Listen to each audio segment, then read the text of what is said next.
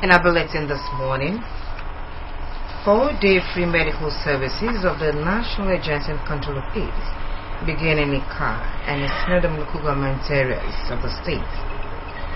Office of the Uyo Business Unit of Port Harcourt Electricity Distribution Company sued for alleged non-payment of rent.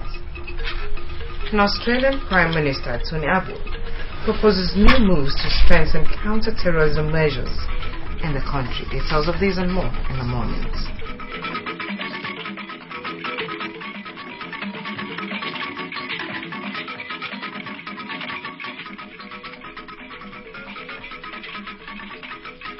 Good morning to you. Welcome to KBC 45 News at Dawn.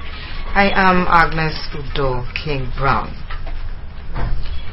Ikoro Kubudu Youth Council in Tinubu local government area have pledged to vote for candidates of the People's Democratic Party in the March 28 and April 11 general elections. The youth made the vow at a colorful and well-attended rally to appreciate one of their sons and secretary to the Kwara State government, Engineer Keruwem Ekane. The story is presented in our studios. Speaking through their chairman, Emmanuel Umo James, the youths appreciated the invaluable contributions of the SSG to the development of the area and the empowerment of the youths. They extolled the high quality of the SSG and promised to vote all the 5 candidates of the People's Democratic Party in the next general elections. The special advisor to the governor on political and legislative affairs, Otueko Emmanuel Ibiok, in his remarks, thanked the youth for their initiative and praised the SSG for being a worthy ambassador of Ikoro-Kpudo and Nsurubium local government area. Otueko Ibiok urged the youth to support the People's Democratic Party as it is the only party with a formidable structure to deliver good governance to the people. Otueko Ibiok noted that the PDP is firmly rooted in the local government area and will sweep their entire polls. He said Nsurubium people are known for fairness, equity and justice and encouraged the youth to get their permanent voter cards ready to vote President Goodluck Jonathan for a second term in office. Ibiok called on the youth to vote Udo Emmanuel as the next governor of the state.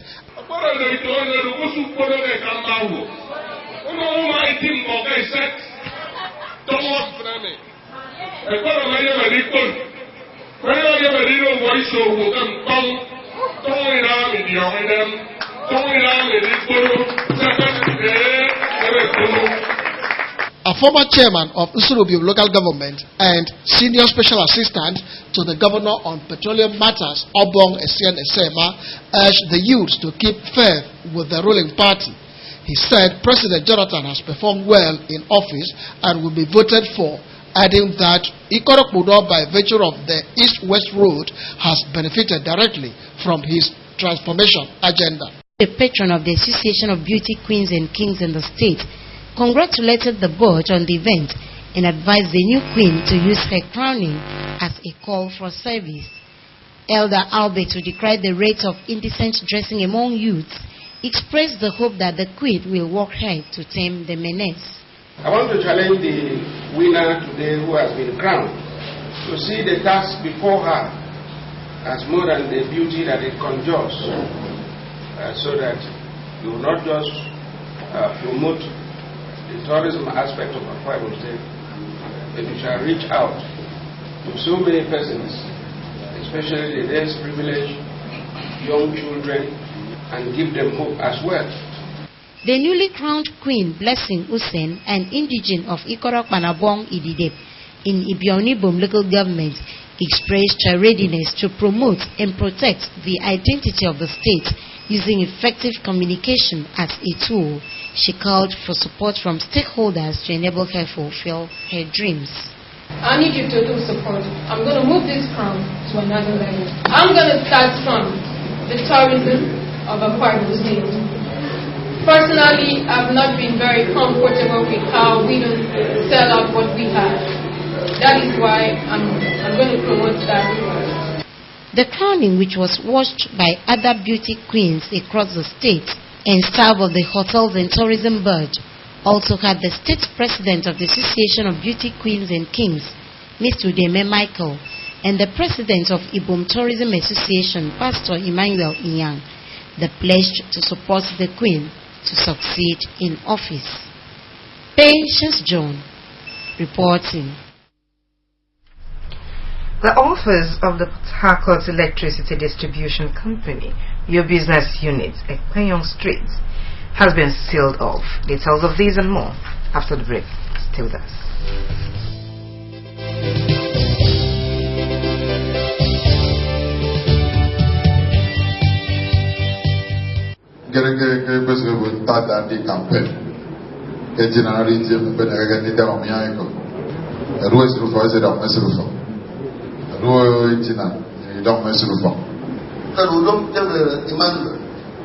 At the time I saw it in man. Therefore, it's a man made busy. When finally His Excellency Ajopo Minister Bendu, they can be noted that I put the Moses when Moses. When you look at what you get, I get away now. Joseph, I got I'm not going for service. At the amount of one film. See, I'm going to have there. When they make a full of it, all of us is the full of the don't go in a man. Is that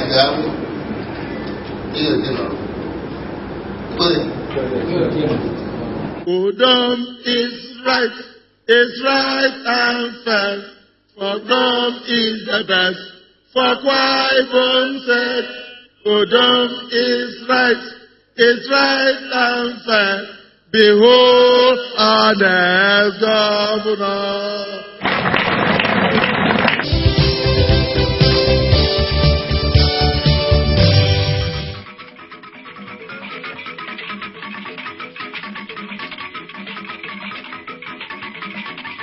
You're watching AKBC 45 AM News. Thanks for staying on with us. The office of the Port Harcourt Electricity Distribution Company, your business unit, Ekpeyon Street, Uyo, has been sealed off. Plantain suckers and native palm frond called Aye were planted at the gates and balconies of the entire building. An AKBC Channel 45 reporter who visited the scene reports that the whole premises was deserted as there was no staff to comment on the issue. Only a few customers who went to the office to transact one business or the other were seen roaming the premises in frustration as there was nobody to attend to them. At the branch office of the PHED at Paul Bassi, a reporter observed that customers who trooped in there to find out why the Ekpeyon office was closed were told to transact their businesses there until the issue is resolved. An official of the PHED at Paul Bassi Street, who spoke off the camera, directed newsmen to the company's senior officer. Some of the customers who did not want their names to be mentioned expressed surprise at the development and complained about the high cost of bills by the company. The situation at the Ekpeyon office of the company got worse around 1:30 in the afternoon when truckloads of sand were tipped at the premises to block the entrance to the offices. And on approaching, a lady who was at the premises as at the time claimed that they are the owners of the building. She told a reporter that the whole episode began when Fed refused to pay the yearly rent, which had expired since August last year. According to her, the family had resolved that the Port Harcourt Electricity Distribution Company, Fed, should vacate the building as the place is in deplorable state and need renovation. As at the time of filing this report, no Fed staff was available to comment on the issue. Now on a foreign scene. Australia Prime Minister Tony Abbott has proposed new moves to strengthen counter-terrorism measures in the country. These and more on Channel 45 Foreign News segments with Mercy Ekere. Australian Prime Minister Tony Abbott has announced that amendments will be made to the Australian Citizenship Act so that Australian-born citizens accused of being involved in terrorism will be stripped of some of their citizenship rights, while citizenship for dual nationals involved in terrorism could be suspended or even revoked. According to Mr. Abbott, the move has been proposed to strengthen counter-terrorism measures in Australia. And if we can stop hate preachers from grooming gullible young people for terrorism, we should. The Somalia-based terrorist group Al-Shabaab has threatened to attack malls in US, UK and Canada. The group made the threats through a video released at the weekend. The group is said to have specifically listed Minnesota's Mall of America and West Edmonton Mall, Canada. A specific UK target was not stated. The management of the aforementioned malls have announced heightened security measures. In Ukraine, at least 2 people have been killed and around a dozen injured in an explosion during a peace rally in Kharkiv, a city outside the eastern conflict zone. Ukrainian President Petro Poroshenko has described the blast as a terrorist attack. 4 people were arrested and Ukrainian officials claim the accused had planned a series of attacks. Meanwhile, Ukraine's military has said despite some of its withdrawal moves, it cannot withdraw heavy weapons from the front line in the east as required under the ceasefire agreement because pro-Russian separatist attacks were still on. The families of 3 missing British schoolgirls thought to be Syria-bound have made emotional pleas for them to come back home and not fall into the hands of ISIL militants. Former British Foreign Secretary says the responsibility lay not only with the authorities but also with families, religious leaders and security services as well. It is believed that the girls were lured to ISIL online by a 19-year-old woman. It is also believed that the girls, having traveled through Turkey, have already crossed the border to Syria. At least 66 people have been killed in a ferry accident in central Bangladesh. Dozens are still missing. The ferry sank in the Padma River, some 40 kilometers northwest of the capital, Dhaka. According to the police, the ferry was carrying over 100 passengers while it sank after colliding with a cargo ship. Officials say around 50 people swam to safety. Bangladesh suffers regular ferry disasters which are often blamed on overcrowding and poor safety standards.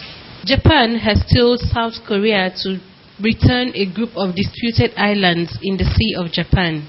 At a ceremony to support Japan's claims on the islands, scuffles broke between Japanese supporters and South Korean activists. Relations between the 2 countries are at their lowest in years, partly due to the territorial row.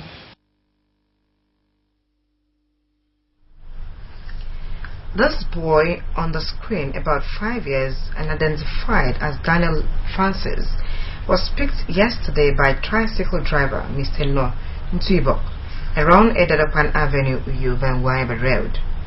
Parents or relatives of Daniel Francis advised to visit the Divisional Police Office, B Division, Itiam Enyowood Housing Estate for identification and collection.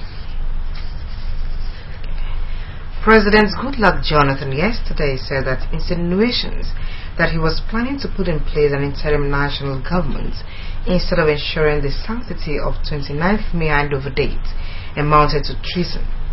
He said that the only interim government that could be put in place was that of the military, which, according to him, will not be accepted by Nigerians and the international community.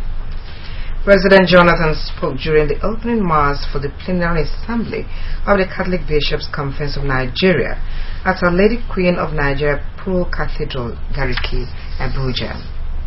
The President again assured all stakeholders in the political process that the general elections would be held on the rescheduled date of 28th March and April 11, and the winners inaugurated on May 29. Senate President David Mark has stated that the postponement of the general elections has provided millions of eligible voters an opportunity to collect their permanent voters' cards, PVCs. Mark, who made the remark at the opening of the plenary of the Catholic Bishops' Conference of Nigeria in Abuja, said that the postponement had turned out to be a blessing in disguise. According to him, if the elections had held on February 14, as previously scheduled, many Nigerians would have been unable to vote. Mark also restated that there was no place for interim government in Nigeria constitution, saying that it was absolutely an alien to the current constitution. He also appealed to church leaders to ensure that their fellows imbibed sound moral values needed to raise responsible families.